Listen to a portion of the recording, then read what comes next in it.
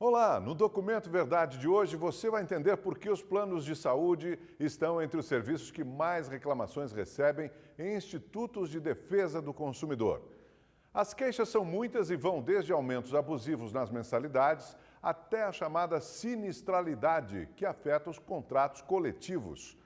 Problemas que podem trazer prejuízos financeiros e até custar a vida de uma pessoa.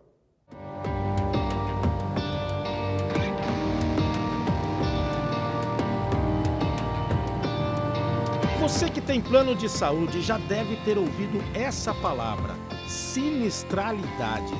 Vem cá, você sabe o que é isso? A senhora tem plano de saúde? Sim, tenho. A senhora sabe o que é sinistralidade? Não sei. Você sabe o que é sinistralidade? Não sei o que é sinistralidade. Sei. Tem nem ideia. Sim. Sei nem dizer a palavra.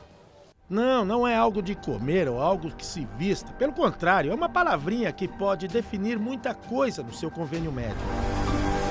Antes de entendermos o que é sinistralidade, é preciso explicar o que é sinistro, já que o termo vem daí. Os planos de saúde consideram cada atendimento feito em hospitais ou consultórios ou exame de laboratório um sinistro, que nada mais é do que uma despesa do segurado. No final de um ano de contrato, a soma de tudo o que foi gasto com as pessoas de um grupo define o reajuste no valor das mensalidades. O índice que mede esses casos é conhecido no mercado como sinistralidade. É como se aquele usuário que vai ao médico por qualquer coisinha ajudasse a puxar o valor das mensalidades para cima. Assim, todo mundo acaba pagando mais caro. Aquele que vai ao médico só quando precisa e também aquele usuário mais abusadinho. Mas a sinistralidade também define o valor de uma modalidade de planos de saúde, a coparticipação, onde o usuário arca com parte dos valores. Ele recebe o atendimento e divide com o convênio os custos. Aqui, os sinistros também são calculados e entram na somatória total do serviço. Mas como é o cliente que paga parte dos procedimentos, os valores caem e as mensalidades ficam mais baratas também. O consultor Ricardo Carpati tem quase 2 décadas de experiência em recursos humanos. Ele atende 12 empresas e diz que a época de renovação de contratos com os planos de saúde é uma das mais tensas do ano. Os reajustes que vêm dos planos de saúde costumam ser reajustes muito altos. Reajustes que acabam prejudicando financeiramente tanto o funcionário, que normalmente ele paga uma parte, quanto a empresa que paga a outra parte. A gente fala agora recentemente, a maioria das empresas vieram acima de 40% de reajuste. Agora você imagina para empresas que têm 500 funcionários, 1000 funcionários, o quanto significa isso financeiramente. Ou para um funcionário que tem ele, a mulher e os filhos, 2 filhos, quanto que também significa. Acaba comendo grande parte do salário dele. Ricardo não acredita que a sinistralidade justifique os reajustes anuais apresentados pelos planos. Porque quando a gente troca de empresa, a gente percebe que a análise da sinistralidade ela não é igual à empresa que você mantém o plano de saúde. Por exemplo? Então você está com o plano de saúde A, não vou falar o nome de algum plano, você está com o plano de saúde A e você teve um reajuste de 50%, onde o seu plano era R$300 para o funcionário e foi para 450. Aí você troca para a empresa B e se mantém os R$300 ou vai um pouquinho 320, 330. E a gente percebe que isso acontece do B para o A também. Mas e as operadoras de planos de saúde? Como elas controlam esse reajuste, muitas vezes considerado abusivo? Elas dizem que existem 2 fatores que ajudam a aumentar o valor dos convênios: a falta de prevenção de doenças e o combate a fraudes. Muito importante o empregador orientar seus funcionários os seus direitos de cobertura e participar do controle desses gastos, que a operadora tem isso à disposição. Ele não vai ficar revelando o diagnóstico do paciente, que isso é preservado. Segundo, é não fazendo procedimentos desnecessários. Uma balança que não fica equilibrada e vai além de pesos e medidas. Na questão dos planos de saúde, há o usuário, a operadora e os médicos. E eles também não estão muito contentes com as empresas, como explica o diretor do Sindicato dos Médicos de São Paulo. A relação que há muitas gerações os médicos desenvolveram com seus pacientes, que é uma relação de cuidado e de confiança, hoje tem um atravessador. que é uma empresa e que visa primariamente o lucro, independente do bem-estar das pessoas envolvidas. Qual é o prejuízo que os médicos levam nessa relação? Ou onde é que a remuneração é afetada nessa relação?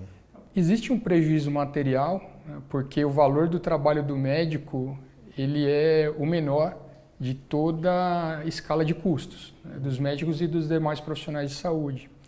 Para você ter a ideia, um valor médio de consulta é R$ 70. Esse é um valor médio de consulta médica. E pessoas nas faixas etárias mais avançadas chegam a pagar mais de R$ 2.000 de mensalidade nos seus planos de saúde. O problema é que a ANS não tem diretrizes para regular os chamados planos coletivos. E aí deixa os reajustes por conta da livre negociação entre as partes. E os tais reajustes vêm sempre na casa dos 30%, 40%, 50%, ou seja, abusivos. Aí o usuário, que parece ser a parte mais fraca nessa relação, tem o poder da escolha e acaba mostrando que é ele a parte mais forte. Tanto que de 2014 para cá, cerca de 3 milhões de usuários deixaram de ter planos de saúde no Brasil. A psicóloga Maria da Graça é uma exceção quando o assunto é plano, mas não quando se trata de abuso. Ela tinha um plano individual que, ao contrário dos coletivos, é regulamentado e fiscalizado pela Agência Nacional de Saúde Suplementar. O valor da mensalidade foi lá em cima e ela quase teve um troço. Trocou de plano e, quando veio o aumento, outro susto. Em vez de 10%, o reajuste foi de 30%. Maria da Graça entrou na justiça e ganhou em todas as instâncias. Ela dá uma dica para quem está perto de completar 60 anos. A minha dica é que não façam como eu fiz, né? Porque quando eu me assustei com o valor atribuído com 59 anos, foi com 59 anos. Como não pode subir depois de 60, eles sobem com 59. E aí era um valor assim, muito grande que eu tive que pagar. E não façam como eu, não se assustem, vão procurar seus direitos. Com a palavra, o advogado. O Dr. Rodrigo Araújo é especialista na área de saúde e defende usuários de convênios.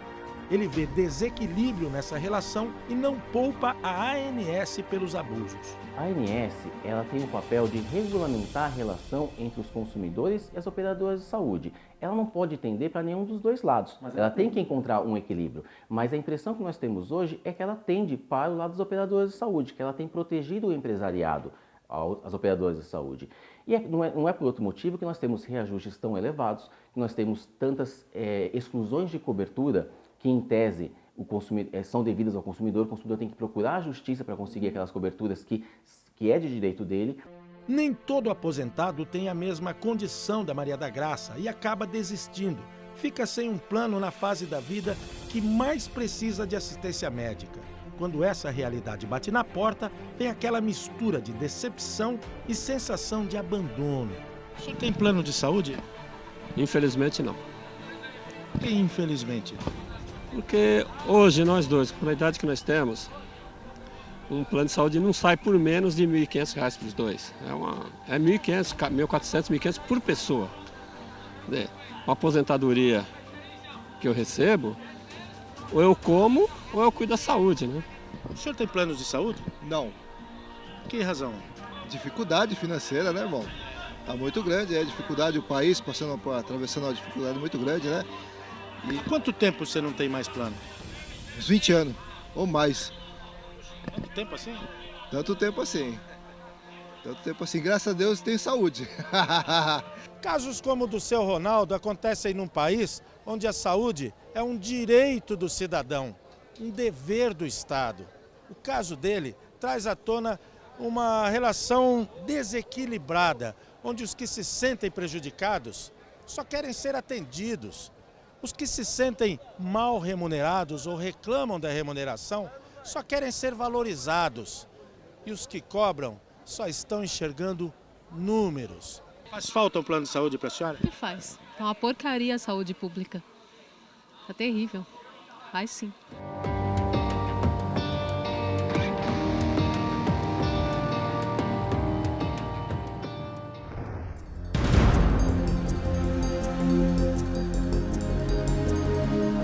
Estão pegando 100 dando para a parede, enquanto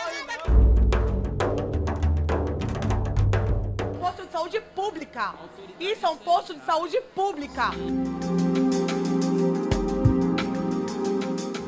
As histórias que você vai ver agora são de pessoas que não conseguem contratar um convênio médico. As questões são muitas, desde os preços altos até carência e doenças pré-existentes. Uma delas é a jovem Samira, que acabou de fazer 17 anos. Uma adolescente normal, ama redes sociais e sempre gostou de estudar e andar de patins. Mas hoje a menina leva uma vida bem diferente. Eu fico com muito cansaço. Tem dias que eu sinto fome, tem dias que eu não sinto vontade de comer. Me dá muito sono e, eu vou fazer uma coisa básica, assim, eu não consigo porque eu fico muito cansada.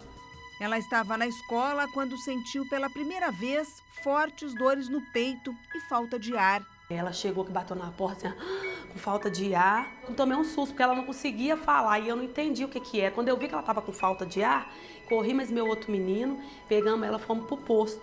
E chegou lá, ela estava com 240 batimentos, a pressão estava custando o vídeo, estava 8/4 e ela começou a perder o sentido. A estudante foi diagnosticada com a síndrome de Wolff ou WPW, uma arritmia cardíaca que pode levar à morte. A síndrome de Wolff-Parkinson-White é uma doença congênita, ou seja, a pessoa nasce com ela. Existe uma via de condução elétrica que a gente chama de via anômala, que é uma via extra, a mais que a pessoa tem, que pode, em algumas circunstâncias, deflagrar uma arritmia em que o coração dispara com uma frequência muito alta. Geralmente aparece na adolescência, às vezes as pessoas vão ter as primeiras arritmias, às vezes um pouco mais tarde. Existem alguns poucos casos que podem ter, inclusive, risco de vida para a pessoa. Mas no caso da Samira, o problema no coração pode ser corrigido com uma ablação cardíaca, que foi o tratamento recomendado pelo médico. O procedimento é simples, minimamente invasivo e considerado o mais eficiente.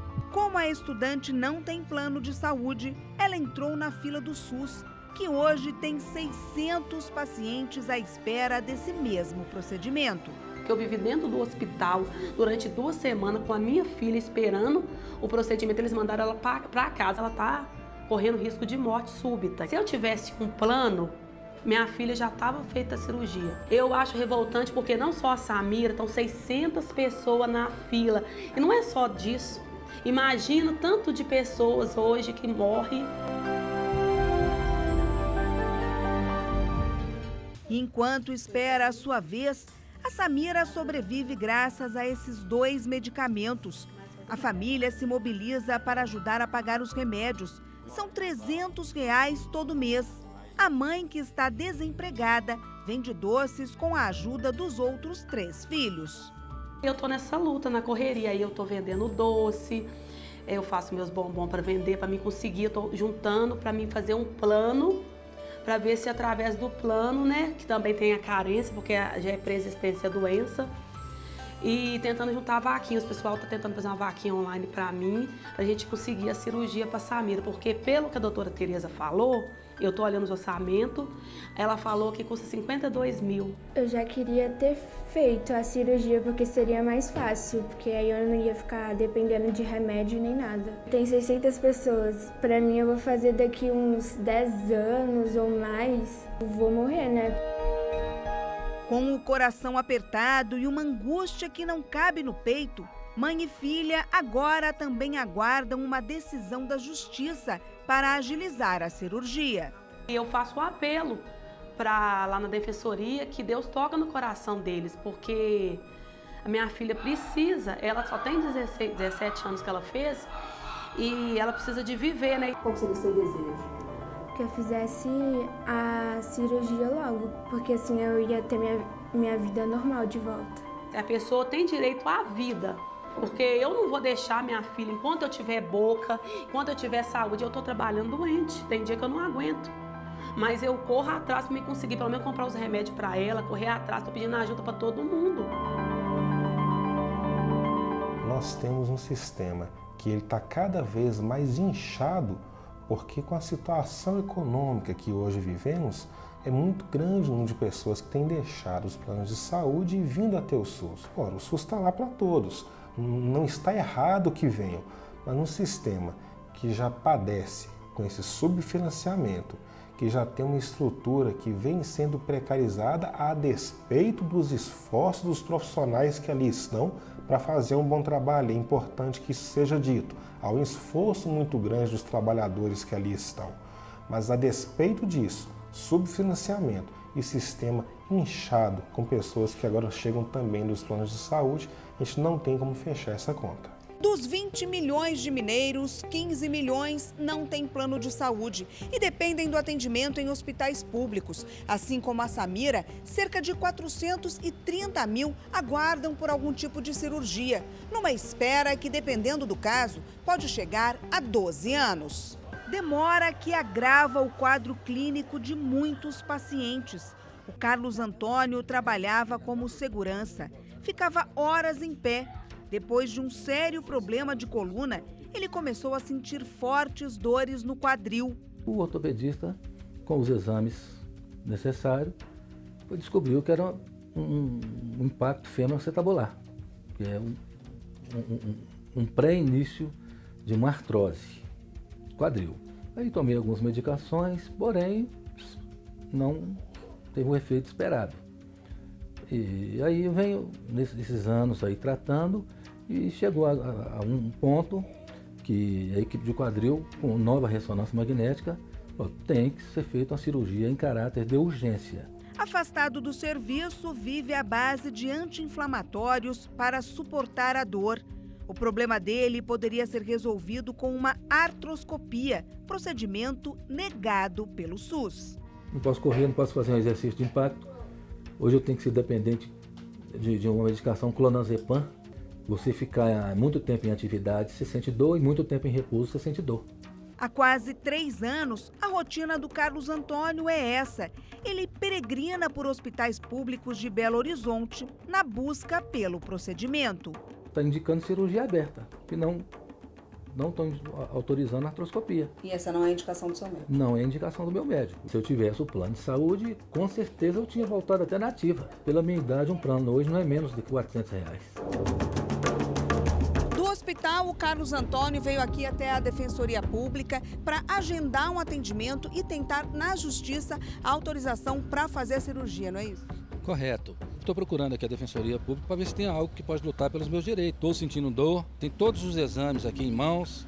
A situação é dramática, requer avaliação de caso a caso, mas nós não teremos solução se esse sistema não puder contar com mais financiamento, com mais cuidado, com mais atenção dos governos e da população. É preciso pensar o que é possível fazer de ajuste, mas enquanto não pudermos gerenciar os recursos e termos recursos suficientes, essa é a realidade que a gente vai viver.